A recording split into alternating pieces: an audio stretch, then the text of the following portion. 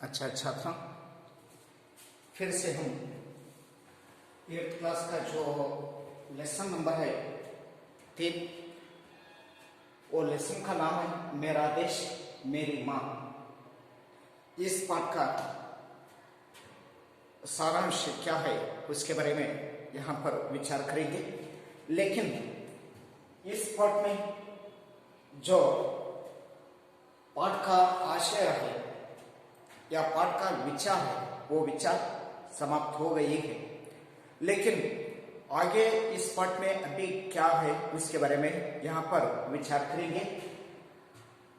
सन 1965 या 1965 की एक शाम हर तरफ शांति का वातावरण था। 1965 में वो हिंदी में कहा जा सकता है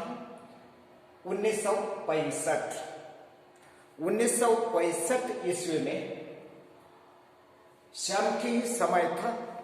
उस समय में हर तरफ किस तरह का वातावरण है, बहुत ही शांत वातावरण वहां पर है। लेकिन कोई हर एक जगह पर जो दांदल या शोर मचाना या जो चलोवली जिस तरह हो वहां पर कोई तरफ से चिल्लाना नहीं था। लेकिन एकदम वातावरण किस तरह है 1965 में शाम की समय था, वही समय में शांत वातावरण भारत देश में है। लेकिन किसी तरह की कोई आशंका नहीं थी। 1965 ईस्वी में किसी तरफ से जो शत्रु आ जा सकता है, आक्रमण करता है, इसके बारे में किंचित वहां पर विचार नहीं करती है। लेकिन वो 1965 का ईस्वी है, वो ईस्वी एक दिन शाम के समय में भारत में रहने वाले सभी व्यक्तियों ने, ये सभी लोगों ने विचार नहीं करता है। बहुत ही शांत वातावरण भारत देश में है। जिस तरह विचार करने ही समय में तभी दुश्मनों ने भारत पर आक्रमण कर दिया। लेकिन तब समय क्या हो गया, शत्रुओं ने या एनिमीज भारत पर आक्रमण कर दिया। भारत में वही समय बहुत ही शांत वातावरण था। भारत में रहने वाले सभी निवासियों ने विचार न किया गया है कि इस तरह दुर्घटना आज हो सकता है, इस तरह वो न समझते थे। लेकिन एकदम क्या हो गया, वहां पर शत्रुओं ने या दुश्मनों ने भारत पर आक्रमण कर दिया या भारत पर अटैक किया। अचानक हुए इस हमले ने भारतीय सेना को चौंक दिया। लेकिन यही घटना है, वो घटना किस तरह है, अचानक है, प्री प्लान नहीं है। जो दुश्मन राष्ट्रों ने सूचना न दिया है, इस दिन या इस तारीख को हम आपके साथ जो वार करता हूं या आक्रमण करता हूं, जिस तरह जो विचार है बिफोर थिंकिंग या बिफोर द मैसेज दुश्मन राष्ट्रों ने नहीं भेज दिया है। इसके लिए यही घटना 1965 में जो होने वाला घटना है, वो घटना इस तरह है, एक अचानक घटना भारत पर हो गई है। इसके लिए वही समय में जो भारत का सेना है या भारत का सोल्जर है, वो सोल्जर को बहुत ही वंडरफुल हो गया, बहुत ही चौंक दिया। ये बहुत ही आश्चर्यचकित हो गई। छुट्टियां बिताने अपने घर गए सैनिकों को तुरंत वापस आने का आदेश भेज गए। इसके लिए जो वार करने के लिए या युद्ध करने के लिए वहां पर सैनिकों नहीं है, वो सभी सैनिकों ने उसमें ही थोड़ा सैनिक जो उनका छुट्टी है, वो छुट्टियों को बिताने के लिए उनको सभी घर को गया था। वही समय ये घटना हो गई है। लेकिन यही घटना होने के बाद वहां पर सैनिकों का जो कमांड है, वो कमांडर तुरंत आदेश भेज दिया, भारत पर इस तरह घटना हो गई है, या दुश्मनों ने आक्रमण किया है, तुम वापस आओ। जिस तरह एक संदेश, एक न्यूज वहां पर भेज गए। लेकिन वही संदेश भेजने के बाद, वही तरफ से जो संदेश भेजने के बाद छुट्टियां बिता रहे भारतीय सेना की के ही एक मेजर को जब सूचना मिली तो जाने की तैयार कर उन्होंने मां के पैर झुककर प्रणाम किया। वहां पर सैनिकों ने छुट्टियां बिताने के लिए उनके गांव को गया था, लेकिन वही समय दुश्मनों भारत पर आक्रमण किए। वो आक्रमण बहुत ही अचानक हो गई है। इसके लिए वहां पर रहने वाले जो भारतीय सेना का मुख्यस्थ है या कमांडर है, वो कमांडर तुरंत आदेश भेज दिया, दुश्मनों ने भारत पर आक्रमण किया है, इसके लिए आप सभी सैनिक वापस आओ। जिस तरह संदेश भेजने के बाद वो सभी सेना ने यही सूचना मिलते तो ही युद्ध करने के लिए या वार करने के लिए तुरंत वही स्थल पर जाने के लिए तैयार कर उन्होंने मां के पैर झुककर प्रणाम किया। उनके मां है जो सैनिकों का मां है, वो मां को जो पैरों को झुककर प्रणाम किया। मां का ममत्व जगह उठी। लेकिन वहां पर मां का ममत्व है, उनकी वात्सल्य है, उनका जो ममत्व है वो ममत्व जगह उठी। आंखें में आंसू भर गए और उन्होंने बेटे को सीने से लगा लिया। लेकिन पैरों पर झुककर प्रणाम करते ही समय में मां की जो दिल है वो दिल में ममता या वात्सल्य है। मेरा बेटा जो युद्ध करने के लिए जाता है, जिस तरह वही मां ने समझकर ओ बेटा को भेजने की ही समय में आंखें से आंसू भर गए, उन्होंने बेटे को सीने से लगा लिया और मेजर का गला भी रुंध गया। लेकिन वहां पर मेजर या कमांडर है, वो कमांडर का गला है, वो गला भी रुंध हो गया।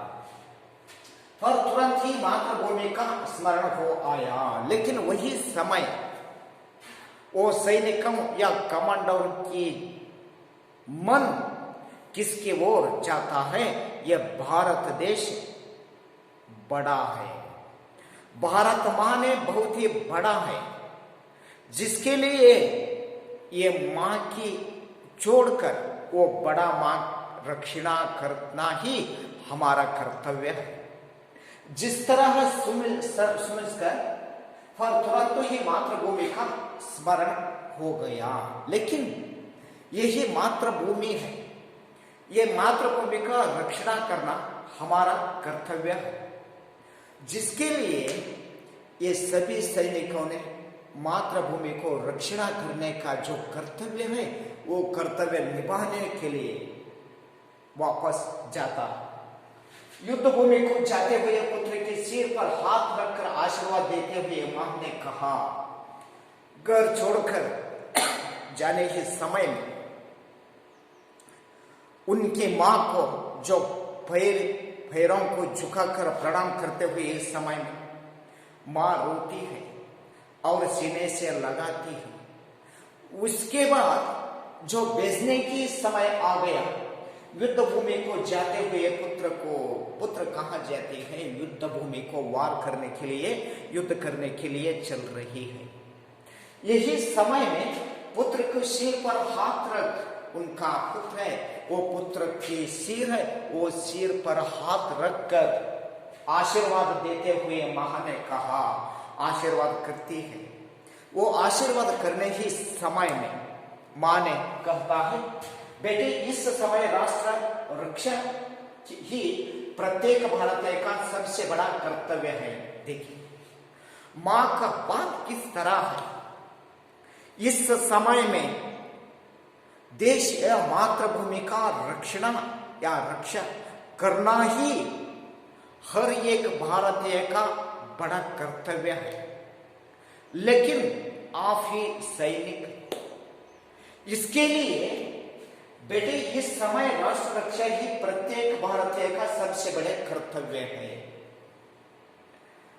राष्ट्र रक्षा करना ही जो कर्तव्य है, वो कर्तव्य भारत में रहने वाले सभी निवासियों का कर्तव्य है। वो कर्तव्य बड़ा कर्तव्य है।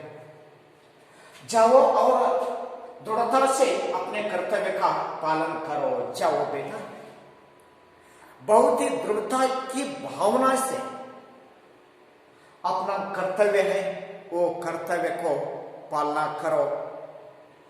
याद रहे, भारतीय परंपरा सीने पर गोली खाने की है, पेट पर नहीं। लेकिन उनकी मां का जो शब्द है, बहुत ही यहां पर शब्द आ जा सकता है, ये भारतीय परंपरा सीने पर गोली खाने की है, पेट पर नहीं। ये और से आ जा सकता है। भारतीय सेना का परंपरा क्या है? भारतीय सेना का परंपरा जो गोली खाने की है, उनकी परंपरा क्या है? गोली आक्रमण या दुश्मनों मारती है, लेकिन वही आने का गोली को हमें जाति से वो वहां पर खाकर रहूंगा।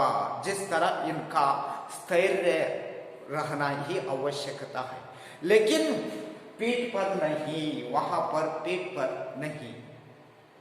युद्ध भीषण रूप से फैलता जा रहा था। युद्ध बहुत ही भीषण रूप से, बहुत ही व्यापक रूप से वहां पर फैलता जा रहा था।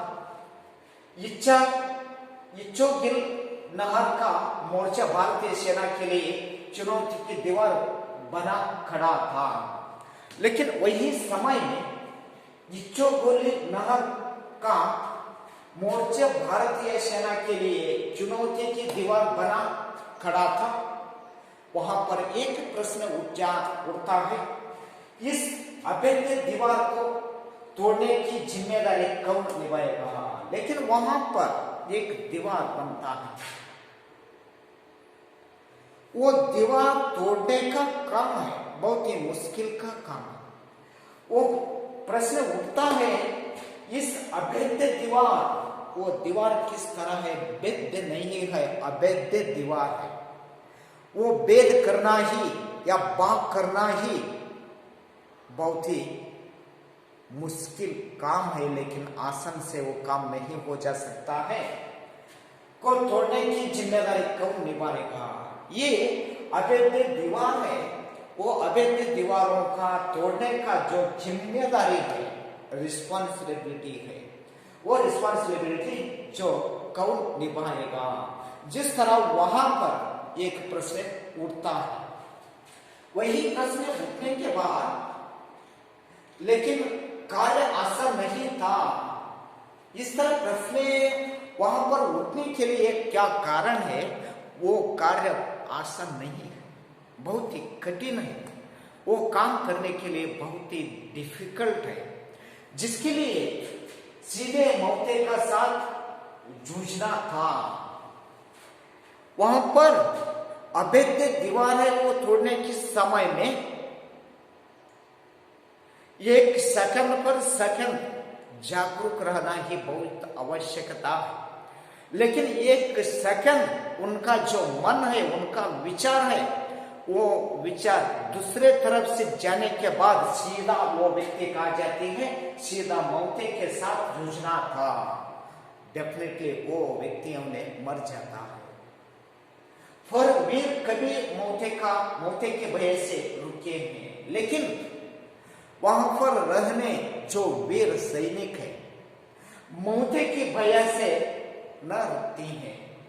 तुरंत एक वीर ने इसका दायित्व स्वीकार कर लिया, लेकिन सभी सैनिकों ने वहां पर था वो अवैध दीवार तोड़ने का काम है, वो काम में जो विचार चल रही है, लेकिन वही समय में वो सभी सैनिकों में रहने वाले एक सैनिक ने वो अवैध दीवारों को तोड़ने का दायित्व है या जवाबदारी है या रिस्पॉन्सिबिलिटी है, वो स्वीकार कर लिया। ये गांव से आए हुए वही मेजर थे, लेकिन अभी जो उनकी मां के पैरों की झुककर प्रणाम करके वापस सैनिकों में आ गया है, वही मेजर यहाँ पर वो अवैध दीवारों का तोड़ने का काम है, वो काम मैं करता हूं जिस तरह स्वीकार किया।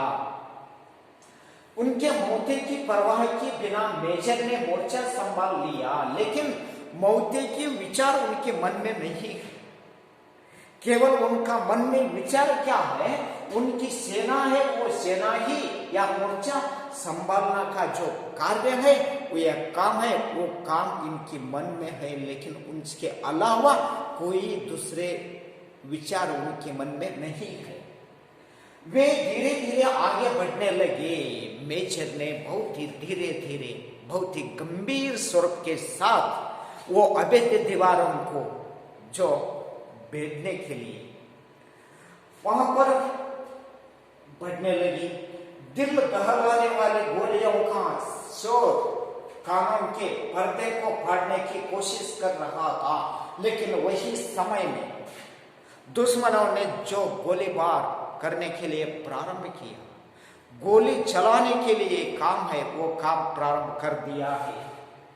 दिल दहलाने वाली गोलियों का शोर कानून की पर्दे की फाड़ने की, कानून की जो पर्दे हैं वो पर्दे की फाड़ने की आवाज, गोलियों का आवाज वहां पर आ रही है, या उतना ही गंभीर रूप से वहां पर गोलीबार चल रही है। और इसके साथ वहां पर आगे मेजर पर देशभक्ति का जोश पूरी तरह छाया हुआ था, लेकिन मेजर का वो आने का गोली का रास्ता है, वो रास्ता के बारे में वो व्यक्ति विचार न करती है, लेकिन मेजर ही के मन में क्या है, देशभक्ति की जोश उनके मन में है। मौके का इंतजार किया जाए इतना समय भी नहीं था, लेकिन वही समय मौके का इंतजार वेट करना ही समय नहीं है, इतना ही समय भी नहीं था। इसलिए वे धड़ धड़ गोली बारी करते हुए दुश्मनों को, टोंकों को ध्वस्त करते आगे बढ़ रहे थे। लेकिन ये मेजर ने क्या किया, उनके पास उन्होंने भी जो गोलीबार करते हुए दुश्मनों को, टोंकों या दुश्मनों को जो टैंक है वो टैंकों को ध्वंस करते हुए आगे बढ़ रही है। इसी तरह वहां पर जो युद्ध चलती है और मेजर के बीच में और उसके साथ वहां पर रहने वाले जो आक्रमणों के बीच में युद्ध चलती है। आगे क्या हो सकता है इसके बारे में नेक्स्ट विचार करेंगे।